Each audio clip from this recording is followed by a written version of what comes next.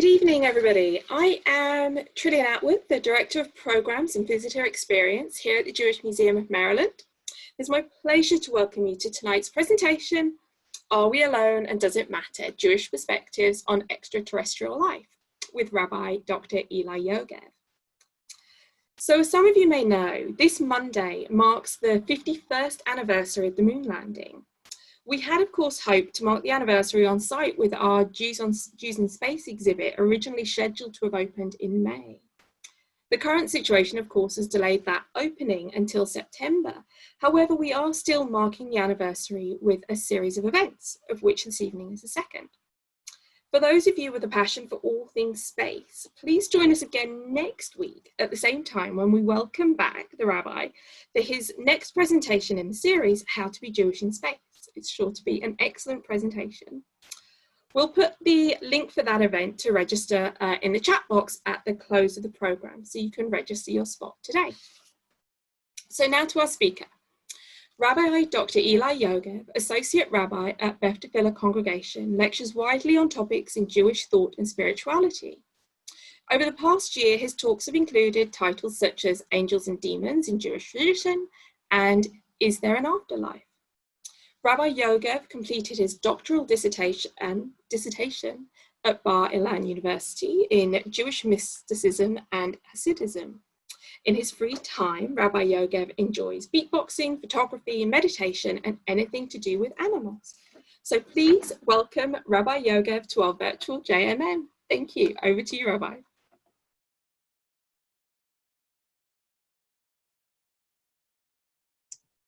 All right, thanks, Trillian. Hi, everyone. It's kind of weird. I can't see everyone, but you can see me. Maybe that's fitting for this topic of aliens. People, beings that see us, we don't see them, or maybe we will. We'll go into that today.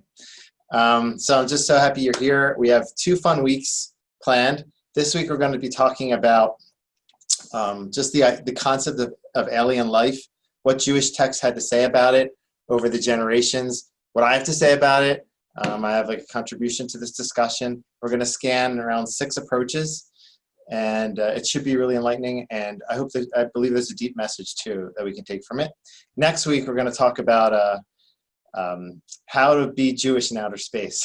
It's a really interesting topic, actually. Let's say you're going to outer space and you're in orbit and you see a sunset and a sunrise every 90 minutes. What do? Do you pray 3 times every 90 minutes as an observant Jew? Do you guard the Sabbath every 6 intervals of 90 minutes? So that's like one of the questions, but there are many questions, and some of them are real. They were asked by Ilan Ramon when he before he took off in outer space. He asked some rabbis these questions. So these can be practical questions too. I believe there too there's some really important takeaways for our lives. So we have some good things ahead of us. I'm a rabbi at Beth Tefillah Congregation. I'm interested in these kind of topics in addition to more normative Jewish things, but I'm drawn a little bit to the mystical aspects and the extraterrestrial. So finally, I found a platform who would allow me to teach this stuff. So I'm excited that we can do this. Okay, so near the end of the lecture, we're going to be linking to a source sheet that I created with all the text that I'm going to be mentioning. I'm just bringing excerpts. I'm going to be working with a PowerPoint presentation, just excerpts from the source sheet. But you can have the full sources and the references that we're going to send that to you in the chat bar. And in addition, there's a bibliography there with some of the sources that I'm going to be using. So I'm just going to show you in like literally 10 seconds some of the sources that I use for this. This is a nice text. People don't know about this. Aliens, Angels, and Demons by Aryeh Bar Tzadok. This is a good book. He has some good information on this. And another seminal, the seminal article by Aryeh Kaplan appears in this book, the Aryeh Kaplan Reader. And it's 4 pages, but he goes through 3 approaches there. So you can see the bibliography. There'll be more there that you can take a look at. Okay, so let's without further ado, let's get going and let's figure out if there's such thing as aliens on other planets, or maybe on our planet. All right, so let me share my screen with you.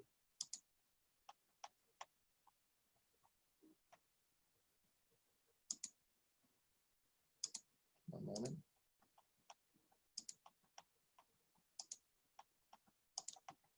Okay. Here we go. Wonderful. So this is our topic here. Are we alone and does it matter? Jewish responses to life on other planets. So there's two pieces here. Are we alone? That's the textual discussion. And does it matter? That's the takeaway. And our slide shows separated into several parts. It's just the intro. And I brought a text here from Rabbi Kaplan, who wrote that seminal article I mentioned. He says, he brings this from the Talmud. In the world to come after the resurrection, we will be traveling to the stars in order that each and every righteous person will rule over his own planet. So already here, there's some discussion of connection to outer space and the idea that in the future, we'll be going to other planets. So what about now? And what about in the past? So that's what we're going to discuss at this point. So before we get started, I wanted to take a poll, and it's a basic poll, very simple. Either on Facebook, if you're on Facebook, or if you are on Zoom with us. If you're open to doing this, answer Y or N to this question. Do you believe in the existence of intelligent extraterrestrial life? Yes is Y, obviously, and N is no. And I'm going to ask once some of the results are in. I know it's a kind of like I'm not giving you an option maybe. I'm not giving you really an option to like for nuance, but it makes it interesting. So let's see what some of your answers are. I'm going to ask Trillian to share what she sees from the responses. Yeah, so far the response overwhelmingly is yes. We've had a few no's, one maybe, and otherwise it is all yeses coming in on this one. Okay. So also this question could have been asked differently. Do you believe in the possibility of the existence? But here it's like more definite. Any other still yeses? Still yeses. One, I think yes, definitely with a tiny typo. Okay. But yeah, still mainly yeses that we're getting from everyone. And I think we've had, looks like almost everyone's responded. So thank you very much for that, everybody, for jumping on that so quickly. Awesome. So we'll do that. We'll stay in connection as we go along a little bit. I'll ask you a question or two as we go along. You can tap it in the chat bar. Also, if you have questions, if you have thoughts or questions, feel free to type them into the chat bar as we go along. All right. So you're not alone. Those who answered yes, you're in good company. This is a poll from 2015. The question was asked, do you believe that there's extraterrestrial intelligent life? The U.S., only 24% say they don't believe. 22% say they don't know. 54% say they do believe. So the question is, what does this mean? Are they like us or not like us? Is it because we actually believe that there's aliens who are UFOs, or do we believe that it could be some sort of form of life that's not similar to ours? Or we believe in probability. There's a good probability that's out there. There are many different ways to go with this, but I don't know about you, but I was surprised when I saw this poll and the results here, because I didn't believe that Americans believed, or anywhere, all over these different areas, believe that the majority believe that there is extraterrestrial intelligent life. So that's interesting. So here's just on our introduction. This is part of a larger lecture. We're kind of limited in time. I don't want to get too deep into this, but I once watched this whole 2-hour long video of a woman depicting all kinds of encounters that she heard about from people, and people were asked to write about those encounters. And some of these pictures on the left side of the screen, they're pictures that people, like drawings based on people's depictions of their alien encounters. So what's interesting is, and on the right side I just looked up, I Googled like the top 12 movies with aliens, grossing movies, and that's what came up. So we learn about aliens a lot of times from movies, or perhaps from our own imagination, or how we understand ourselves. And a lot of times these depictions of aliens that we see kind of look like human beings, which is interesting. Not all the time. Like if you look in the left corner, that doesn't look like a human being, or it has some features like a human being. But it's just interesting that a lot of depictions I heard about in that 2-hour video, most depictions were similar to human form. And that's going to be a central piece in this discussion. How much, if we do believe in aliens, how much are they similar to humans or not? And what does that mean for us? And that brings me to this next slide. I don't know if you take a look at some of these pictures. Anybody, if you want to put in the chat bar what your favorite alien movie is, feel free to do so. At the end, I'll have someone tell me which one was the most popular. Okay, so does it matter? So does it matter? Well, it might matter. Not just in terms of aliens taking over the world, like it says, like on this slide. There's in the two middle pictures here, the middle column, are two reasons why aliens might visit the world. Maybe they want to understand us. They want to scan our minds, or maybe they want to inculcate us with some sort of message. You see these themes a lot of times in movies. But aside from our fear of them taking over the world, taking over us, does it matter? So that's what I'm going to discuss here. And this is philosophically, or at least in terms of our internal world and our inner space. One approach, if you take a look on the left side, this is a classic diagram which depicts humans on the top of the, just trying to make sure I have on the top of the time here. I want to keep within the time frame. Trillian, maybe you can give me a heads up when we're like 10 minutes before the end so I can kind of know where I am. Okay, so it depicts humans as having all the ability to grow, ability to move, ability to think rationally. So therefore, humans are on the top of the pyramid. And they're the most advanced life form. So let's say we discover an alien or an extraterrestrial being who has another box that we don't even know about. They can think, they have free will, they're more advanced. Perhaps we as humans, this would affect how we view ourselves, because many times people view the human race as the pinnacle of creation. You see this a lot in Jewish thought. The whole world was created for humans. And we're going to talk about that. And so this might affect humanity's view of themselves, maybe for the worst, maybe for the best. I don't know. And now what does it mean for religious Jews also? For the Jews believe that God chose them and gave them the Torah. And oftentimes you'll see in text that God chose the Jews for certain reasons, maybe because they have a certain Jewish soul or something like that. And what if there are beings that are more advanced on every level than human beings and Jews on other planets? And there's a whole world there, and the Torah doesn't discuss it. Torah doesn't discuss it explicitly. That would be one issue, that the Torah doesn't discuss it, but there's a whole world that God's taking care of we don't even know about. So maybe that would question the Torah's validity. But in addition, let's say there's Jews on other planets. They have wigs, and they have black hats and payas, and I'm just giving you an example. But let's say some people call those individuals aliens, but we're not saying that. I'm saying there's aliens that look like Jews on other planets, and they're more advanced than Jews. Why? What makes us chosen anymore as Jewish people? If however you define chosenness, those are some questions that arise from this whole discussion, and that's why it does matter. And that's why there were articles written on this, really important articles written by Rabbi Lamb of blessed memory, who's recently passed away. There was an important article that I linked to on the source sheet, the religious implications of extraterrestrial life. We're going to be referencing that here too. So without further ado, let's move on to our first stage. This is, are there any questions, Trillian, at this point that are like really relevant for where we're going? No, I think you're good for the moment. We can come back to the couple that we've got. Okay. So we're going to move on to the first set of the first group here. This is mystical and mythical texts.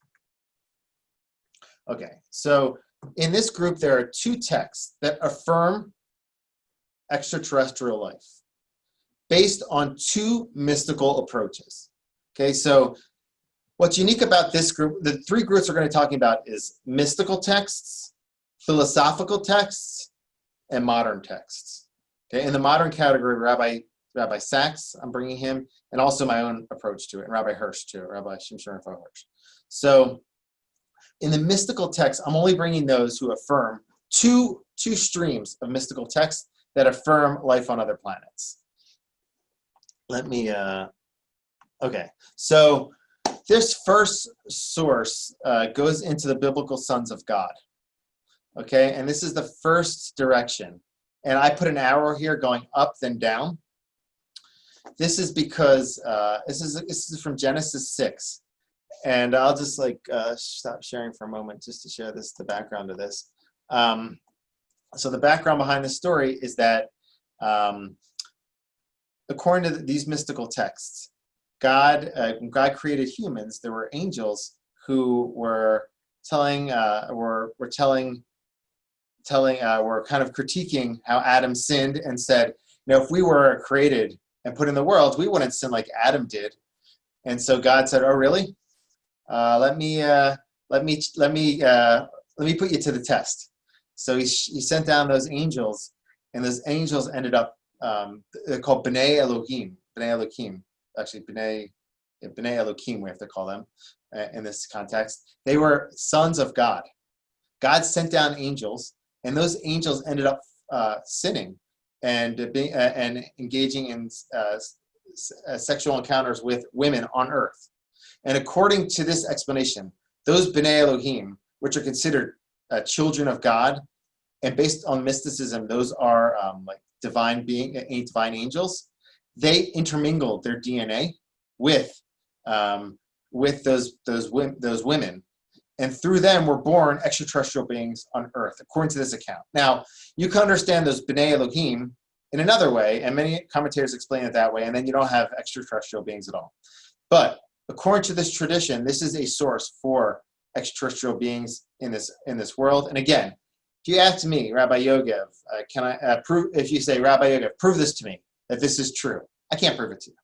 All I'm doing at this point, the next stage, when we're talking about philosophical text, we can engage more of our intellect and try to analyze if we think it's true or not. At this point, I'm presenting you two traditions from Jewish mysticism that affirm extraterrestrial beings, but they're almost axiomatic, and I can't prove them. But nevertheless, they're good to know about. So here's the text. It says, the Nephilim were on the earth in those days. I'm reading verse 4. And when the sons of God will come to the daughters of man. So the sons of God, who are what we're talking about, these angels, they came and they cohabitated with the daughters of man, which are women, human women. And through them, the Nephilim were born. Nephilim, according to this interpretation, is fallen angels. And all this havoc, it caused all this havoc in the world. And it's said, according to tradition, that this is one of the reasons why God brought the flood, according to that mystical tradition, that God brought the flood. God brought the flood in order to remove this bad DNA from the world, because a lot of mischief came from that. So that's kind of like that one mystical stream. And it says in Rav Aryeh Bar Tzadok says this. He says says here, they became entrapped here, bore their fate, and started families, mingling their genetics with human genetics. This polluted the human gene pool, as we know. The flood soon followed. So that's one version. That's from up above, below. It came down from heaven below. Now there's another model, which is from inside out, and that's the middle hollow Earth theory. Now, if anybody knows about this theory, maybe you could just let us know in the chat section. This is I just Googled it because that's what I do. I don't know the answers to anything, so I Googled it, and there's a lot of this is like a philosophy that's been around for a long time, and many people debunked it, etc. But it's interesting when I was looking through sources, Jewish sources on this, rabbis in our generation uphold, some who accept mystical traditions, uphold this philosophy, and the philosophy basically says that. I'll just read you a little bit on this. This is that there's an inner earth within the earth, and mystical texts uphold this and say that That's where all these humanoids are. And it says, and this is from the Zohar, this is from other mystical texts. They uphold this philosophy. And I'll just read you. It says, Rav Abram Azulai states that there's 365 different species of creatures in inner earth, which are half human, half animal, similar to the ancient centaur. And some say that this is where the Nephilim are. So all that, they kind of like collapse the first stream into the second stream. Any case, this theory basically is another theory that I can't prove to you. I just wanted to present it to you. And I saw something interesting which helps me as someone who's more of an academic, which I saw one rabbi hint to the fact that maybe this isn't literal, maybe this is figurative. And maybe this is the idea, like that some of these forces, these alien forces that we might come across, they could be understood as shadim, which is like kind of demons, and that they come from the inner parts of the earth, the dark parts of the earth. So maybe it's not completely literal if you accept those who debunk this whole philosophy. But nevertheless, this appears throughout our texts, and I'll just read you one more quote here. There are many races of indigenous, intelligent, sentient entities living in inner earth. Rav Aryeh Bar Tzadok, he accepts these. He's like a contemporary rabbi. He accepts this as true. Many of these species know about us, and many of them have interacted with us for a very long time. Some of these races are benign and benevolent. Others, on the other hand, are nothing but trouble. Don't be scared. So if you ever, when you're a kid and you're afraid of aliens or monsters in your closet, they could have been coming from inner earth. Who knows? I'm actually making a joke, but this is some people take this approach very seriously, and a lot of these texts do uphold this philosophy. So I wanted to present to you those two approaches: one from above, one from inside, and those are two mystical texts. Now I want to transition to philosophical texts, and there are three of them. And this discussion is going to be very different. This discussion is going to be more like engaging logic. Now, if you have mystical texts, you're good. Whenever someone asks me a question and I don't always know the answer, I'll just say, it's written in the Kabbalah. It's a mystical approach. I don't always say that. Usually I'll say that if I know that actually it is written in mysticism. But when you say that, you basically don't always have that much of a say in it. It's basically you accept it as some sort of mystical tradition or some sort of spiritual reality. But philosophers in the Middle Ages who didn't have mystical traditions, or didn't at least work with them as axioms, they interestingly were asking themselves, is there life on other planets? They were asking these questions. They didn't have these mystical texts of the hollow earth or the fallen angels to go by. So they had to start thinking, is there life on other planets or not? And they had to start using their logic to get to an answer when it comes to this. And they also engaged some traditional texts in this discussion. So I want to present that to you. Before I do so, Trillian, is there anybody, any pieces there that we should address before I move on? There's possibly one question that might be worth answering right now. Somebody's asked about, so you noted mystical sources that are pro-extraterrestrial life, but are there mystical sources that are directly against extraterrestrial life, or are all mystical sources generally in favor or neutral towards the idea? That is such a great question. I haven't been through all the mystical texts. I've been through a somewhat good amount, but I can't say offhand if there are those who are against it. I'd have to look into that more. Oftentimes it's just not discussed. Like the Torah is the five books of Moses. Is it against aliens? Doesn't talk about it. So if you read it, the simple reading of it. So a lot of texts just don't discuss it.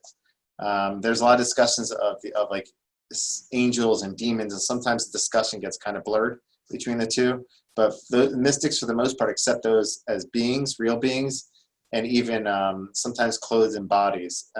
So I think it leans towards that direction. I'd be happy to see texts that deny it within mystical texts, but I don't have any offhand right now. Yeah, that's a great question. Thank you for that.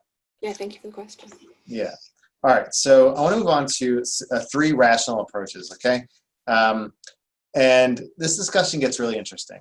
I'll tell you why. Because when you deal with it rationally, you start to think, could there be life on other planets? And you'll see like the medieval logic at play as they're trying to analyze it.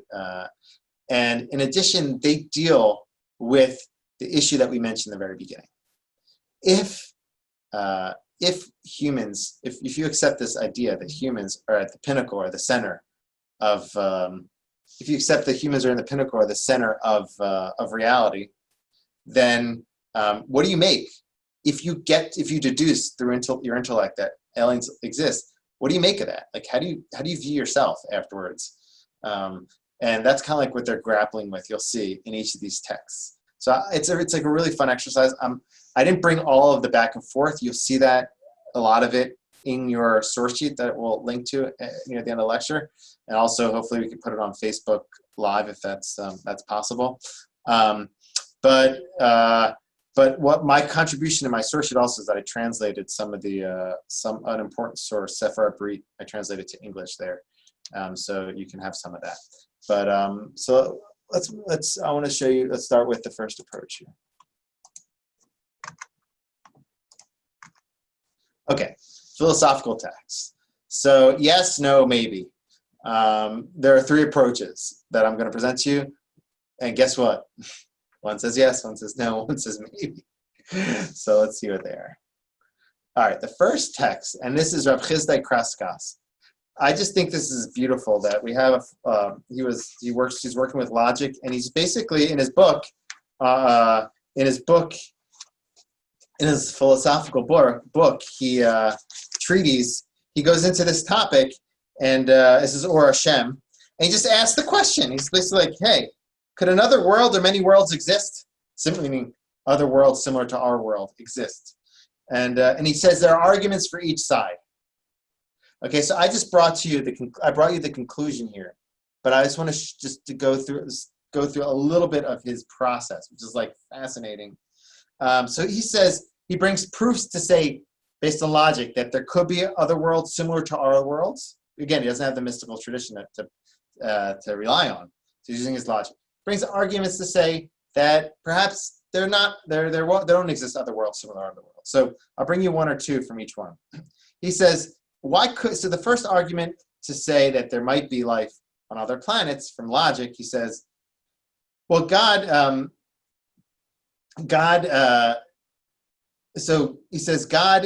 wants to do good. If this world's good, a lot of us think it is. Maybe some people are doubting that nowadays, but we're in a good world, let's say. So if God's the ultimate good, why would God be stingy? So God could create other worlds, and nothing's holding God back. That's like one of his arguments.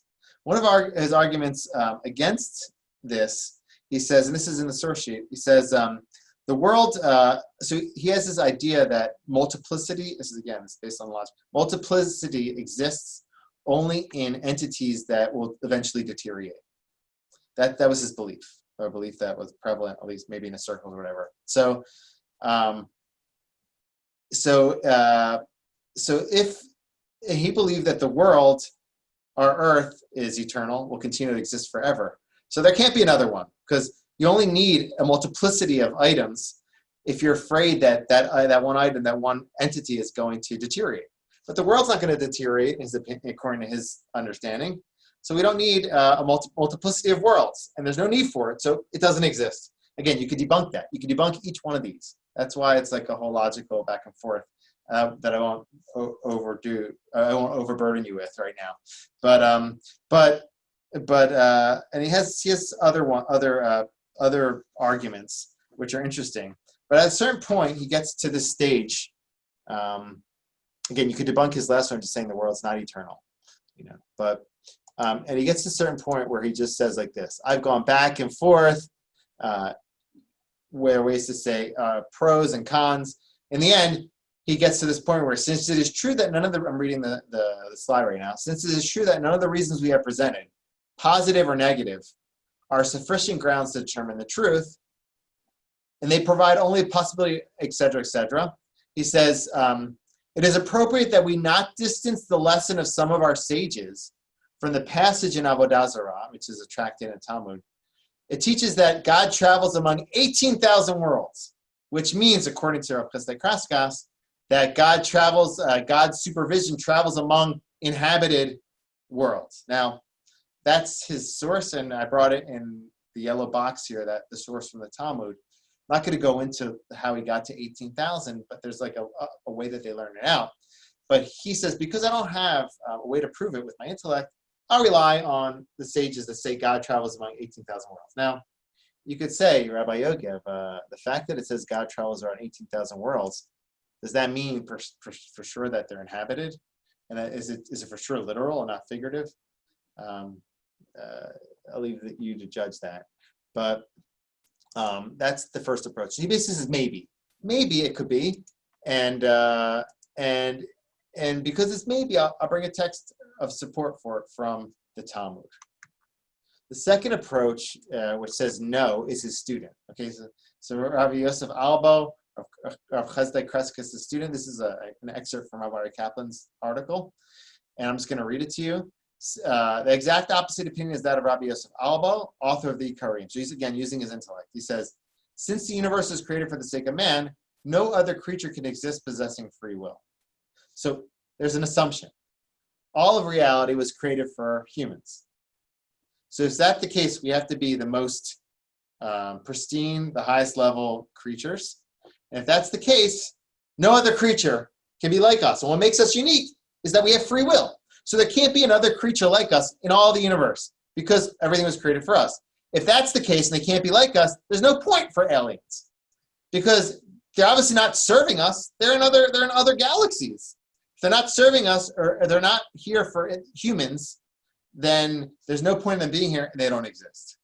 That's basically his approach. I know it's like, there's a few assumptions there, but I'll just break it down to you really quickly. He's basically saying humans are at the center of everything. And we have free will that makes us unique. Due to that, there's no other creatures like us. And if there's no other creatures like us, the only reason they be worthy of existing is that they be in service of us. Now, I could see maybe horses or cows being in service of humans, but aliens, they're not in service of us. We don't see them. At least we don't see them. So if that's the case, they can't exist. And that was his approach. Again, this is all using one's intellect and trying to figure out if they exist or not. So these are really four approaches so far. We have the two mystical ones, two philosophical ones. It was maybe, no. Now, this approach is pretty awesome. This is Rav Pinchas Eliyahu. He's from Vilna, and he's a little bit of a later authority. And he just opens up his text and basically says, he's from 1765, from the 18th century, early 19th century. And he just goes into this. First of all, this book is pretty awesome. It's like encyclopedia of science and mysticism. It's amazing work. And he just says, maybe because he's more mystically inclined. It's important to know. Without a doubt, and this is the source that, like, if you want to quote a source that's very clear and very sure, very confident of this. This is the source to quote. This is you'll see on your source sheet. I bring more of the text there. Without a doubt, okay, I have some doubts, but he doesn't have a doubt. Without a doubt, the worlds were not created for naught, but rather to be settled. The yesh bahem brewing. Bam.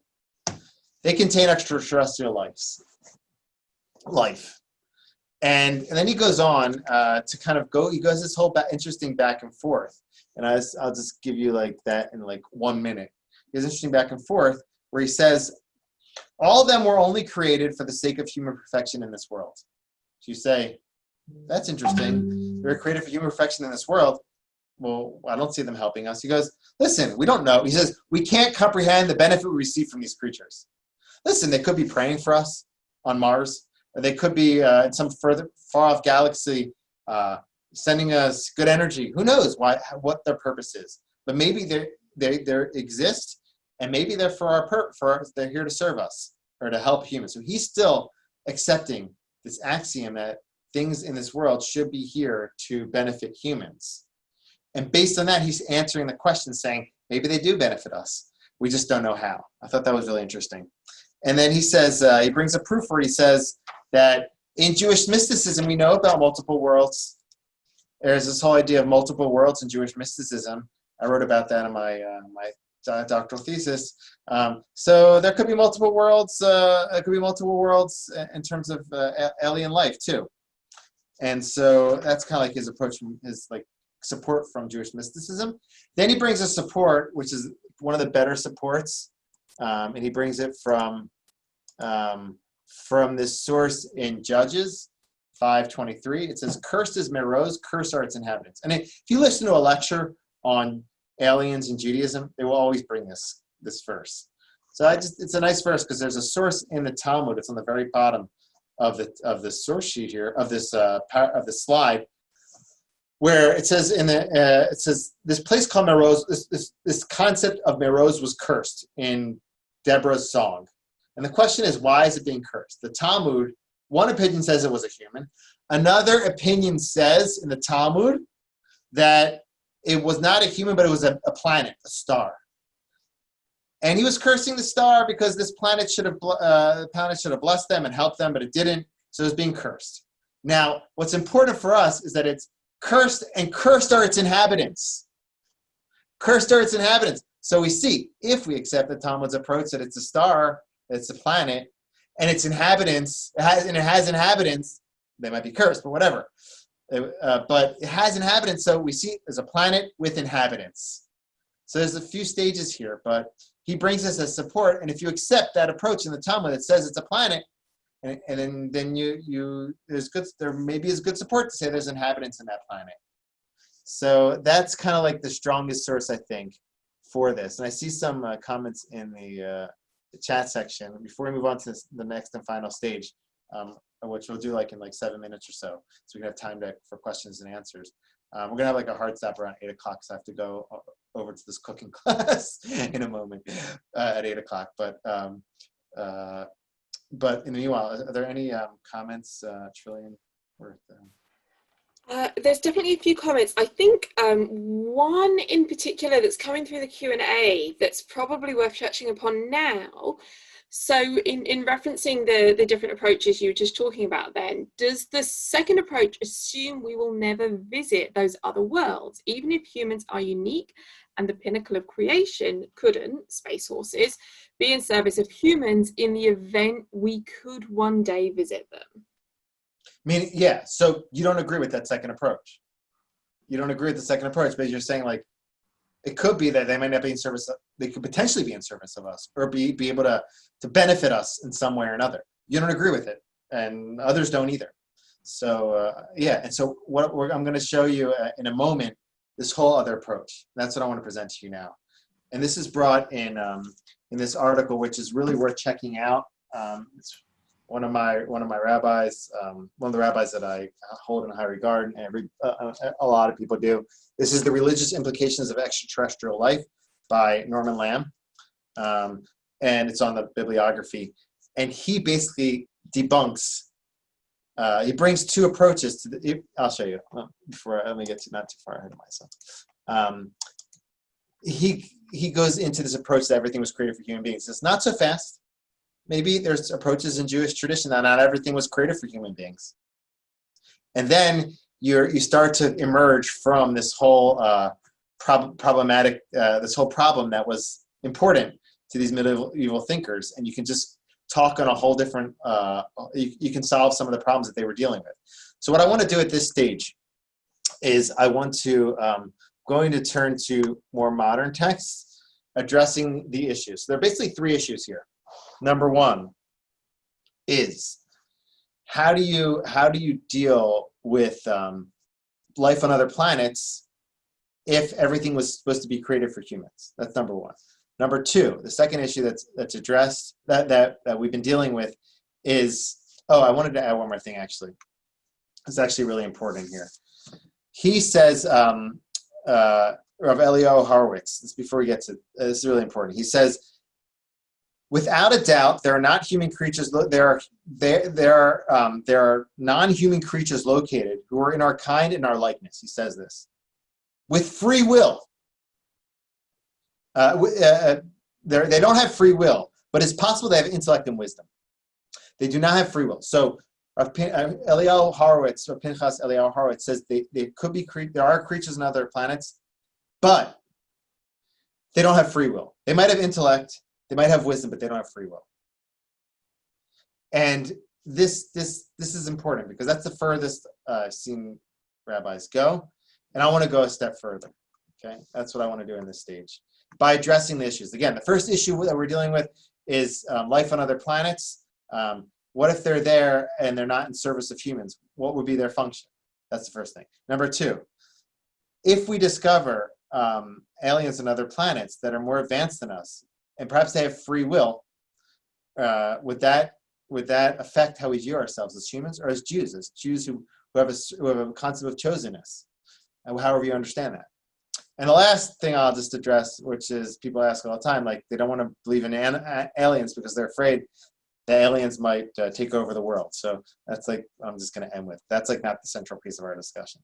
So I want to present to you this approach that's brought in, this alternate approach that's brought in Rabbi Norman Lamb's article. And basically, this is the approach that not everything was created for humans. It's a shocker, I know.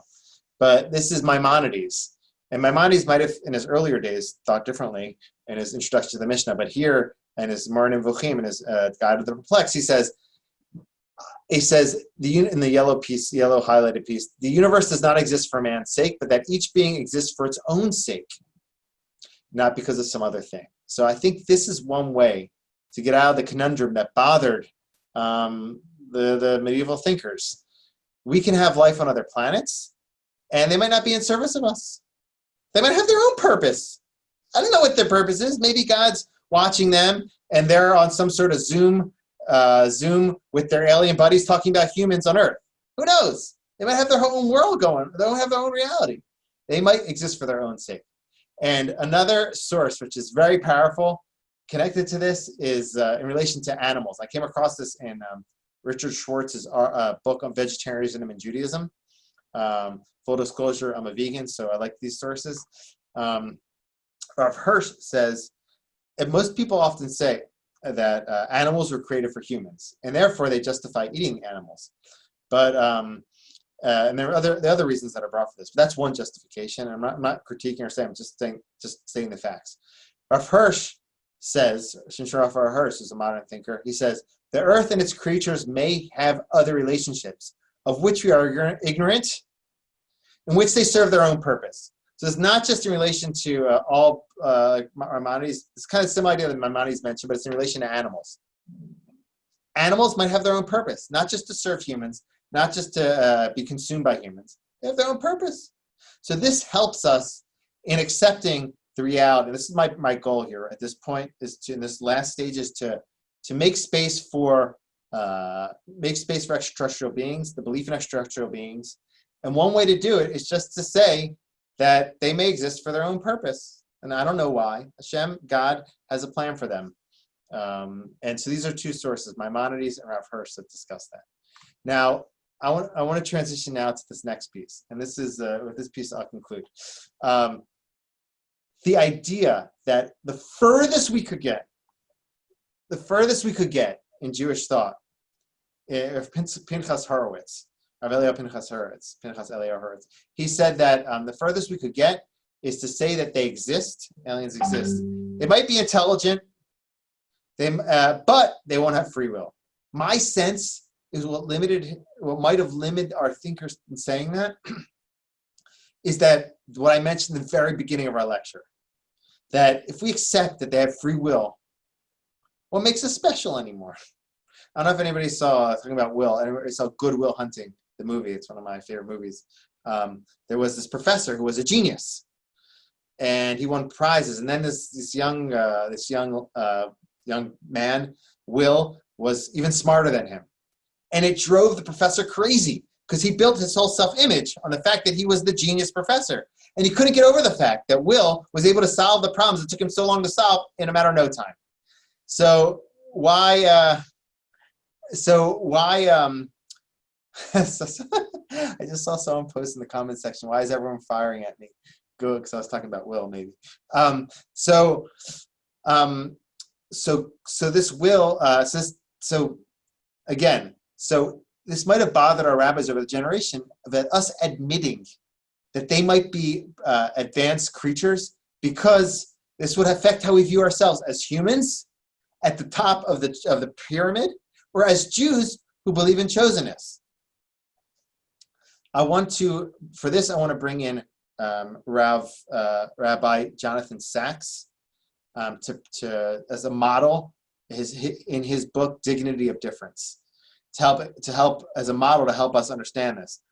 And it's basically the idea that you can be special. Okay, everybody here, you're special. All of us, everybody's special and unique, and I don't have to be special because I'm better than other people. I could be less advanced than other creatures. I could be ontologically, in terms of my essence, I could be on a lower level in certain ways. But that doesn't withhold me from arguing that I'm special, that I'm important, that I'm chosen by God. And so the model, and so that would be the same thing. That's why I believe we can go a step further even than the previous text, and saying they could have free will. They could even be more religious than I am, or you are, or whoever. They could be smarter than us. It could have everything. It doesn't mean that we're not important as humans. It doesn't mean that we're not special as Jews. And that's kind of like the direction that Rabbi Sachs goes, and Rabbi Sachs goes in his article that I'm going to just share two excerpts with you. Share two excerpts from. There's basically, he says, this is from Jonathan Sachs' book. He talks not about Jews, not humans and aliens. He talks about Jews and non-Jews. And he has two versions of this book. The earlier version was extremely radically pluralistic, and there was huge pushback against it. And so I brought the more toned down version here. This is like the newer version, but the older version's out there, and there's an article online which kind of compares and contrasts them. But he basically says, I'll just read one piece here. God is my God, but also the God of all mankind, even those whose customs and way of life are unlike mine.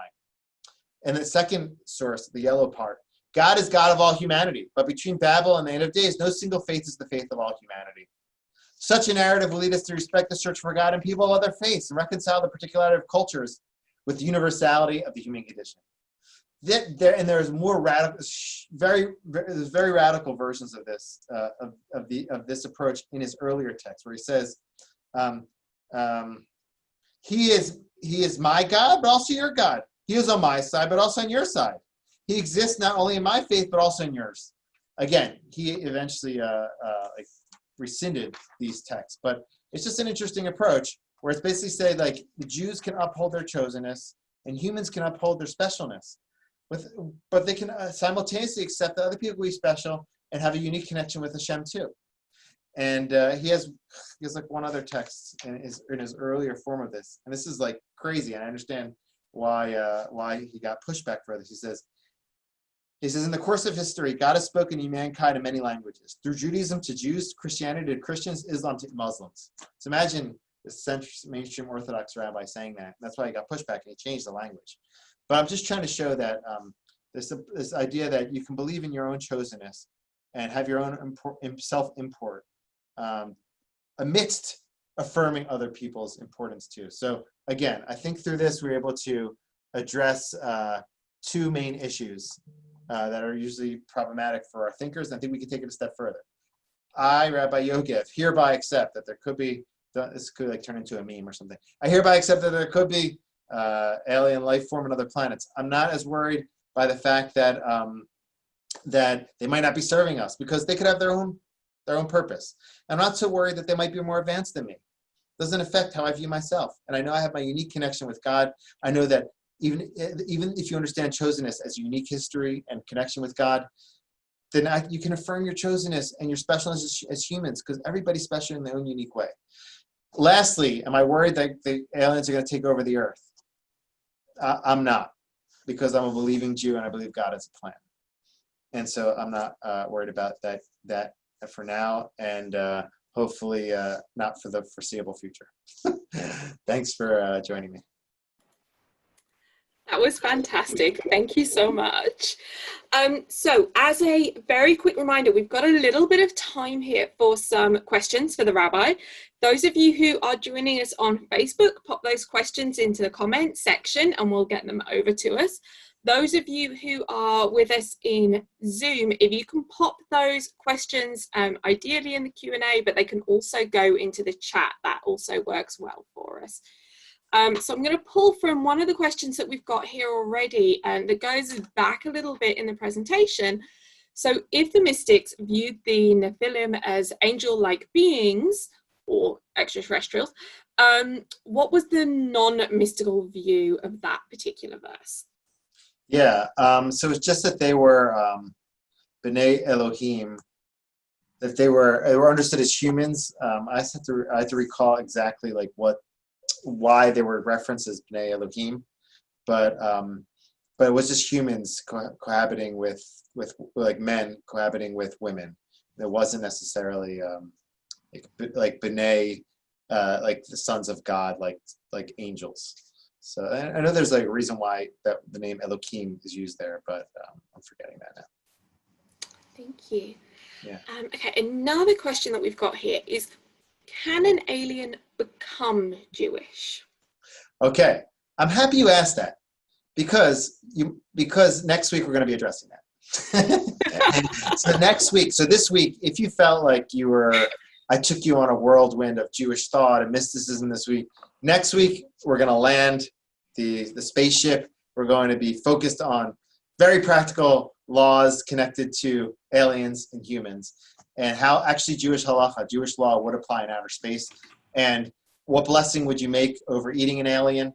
I know it's kind of like a funny thing, but we'll talk about space food and a lot of Jewish questions connected to Jewish law, and actually really practical questions like I mentioned. Let's say an astronaut wants to go to outer space. How do they observe Judaism in outer space? Fantastic. I think on that note, I'm actually going to drop right now into the chat section for everybody, both the link to register for next week and also the materials that the rabbi referenced that you can go and have a little look at as well. So I know one of the other questions that I saw here that I found interesting myself. I just see someone mentioning the 18,000. That was the one I was going to go for. Exactly that. So 18,000 sounds like a multiple of high. And by worlds in the 14th century, were they envisaging territory on this planet or other galaxies?